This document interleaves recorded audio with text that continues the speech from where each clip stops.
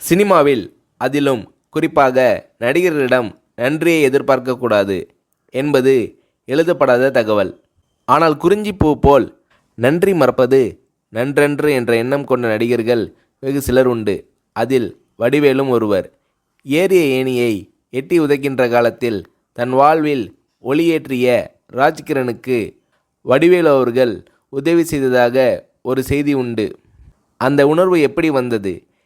இதை பற்றி வடிவேலு அவர்களை ஒரு முறை சொன்னபோது, எப்படின்னு சொல்கிறது கஷ்டம்ன, ராஜகிரண் சார் இல்லைனா நான் இல்லை, இந்த புகழ் வசதி வாய்ப்பு எதுவுமே இல்லை, அவர்தான் கை தூக்கி விட்டு சோறு போட்டார், எனக்கு அவர் கடவுள் மாதிரி, அப்பேற்பட்ட மனுஷனுக்கு கஷ்டம் வந்தால் பார்த்துக்கிட்டு சும்மா இருக்க முடியாதுண்ணே, அதனால் என்னால் முடிஞ்ச உதவியை செஞ்சேன், அதை உதவின்னு சொல்கிறதே பெரிய வார்த்தைண்ணே, நன்றி கடன்னு தான் சொல்லணும், இன்னும் கூட தீர்க்க முடியாத நன்றி கடன் அது என்று உருகுகிறார் வடிவேலு.